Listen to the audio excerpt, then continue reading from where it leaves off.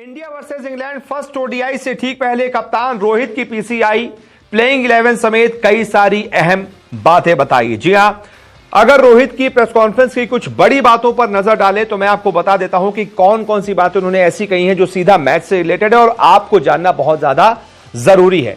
शुरुआत की रोहित शर्मा ने जब उनसे पूछा गया, रिपोर्टर ने पूछा कि अभी हाल ही में जो आपका परफॉर्मेंस रहा है बीता, उसके बाद वहां से उबर के आप वनडे फॉर्मेट में आप आ रहे हैं, वहां पर बीजीटी हारे थे, अब वनडे फॉर्मेट खेल रहे हैं, तो क्या सोच रहे हैं आप?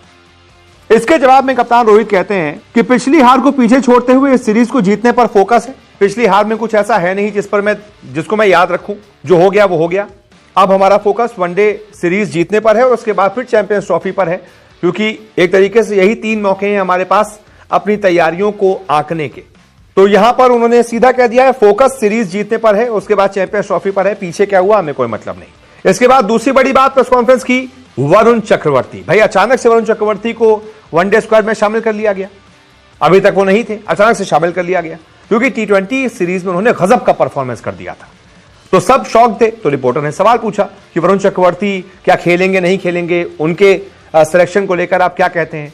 तो रोहित ने कहा कि वरुण चक्रवर्ती ने टी20 फॉर्मेट में शानदार प्रदर्शन किया है, सीरीज में उसे मौका हम जरूर देंगे। हां, लेकिन मौका कब मिलेगा, कहां मिलेगा, यह मैं आपको नहीं बता सकता हूं, लेकिन क्योंकि उसने इतना अच्छा परफॉर्म किया है तो हमें उसको लेना पड़ा। हमारे पास एक एक्स्ट्रा ऑप्शन भी हो जाएगा और जहां भी वो हमें सुटेबल लगेगा, टीम के लिए जहां जरूरत लगेगी, हम उसको वहां पर खिला देंगे।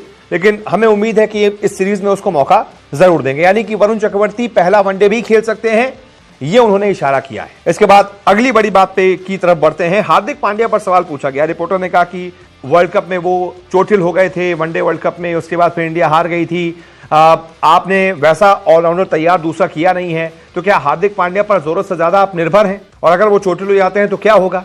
तो इसके जवाब में कप्तान रोहित ने कहा कि हार्दिक पांड्या बहुत शानदार हमारे ऑलराउंडर हैं, वो टीम के लिए बहुत अहम प्लेयर हैं, इसलिए ऐसी दुआ मत कीजिए कि वो चोटिल हो गए या फिर क्या होगा। मतलब आप ऐसी बात ही मत कीजिए, ऐसा सवाल ही मत पूछिए कि चोटिल हो गए तो क्या, क्योंकि हम ऐसा नहीं सोच रहे। वो बहुत शानदार प्लेयर है, बहुत अच्छा ऑलराउंडर है। हम चाहते हैं कि वो लगातार खेले, उसकी फिटनेस बनी रहे, क्योंकि वो बहुत की प्लेयर है हमारे लिए चैंपियंस ट्रॉफी में भी।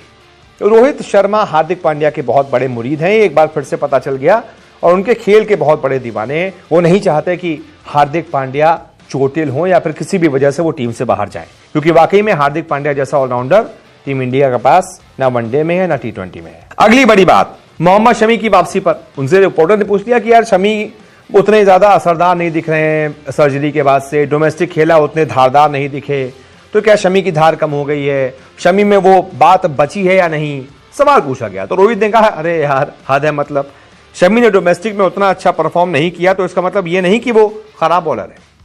आपको ये देखना चाहिए कि उसने कितने सालों से, 10-12 साल से वो खेल रहा है और क्या गेंदबाजी की है।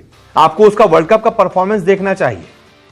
1-2 मैच अगर खराब हो गए, 1-2 डोमेस्टिक के मैच खराब हो गए, तो इसका मतलब यह नहीं कि वो खराब गेंदबाज हो गया। और मुझे उम्मीद है कि शमी दमदार वापसी करेगा और सबकी बोलती बंद करेगा। तो कप्तान रोहित को शमी पसंद है, शमी को वो पहले वनडे में खिलाएंगे, ये तय है।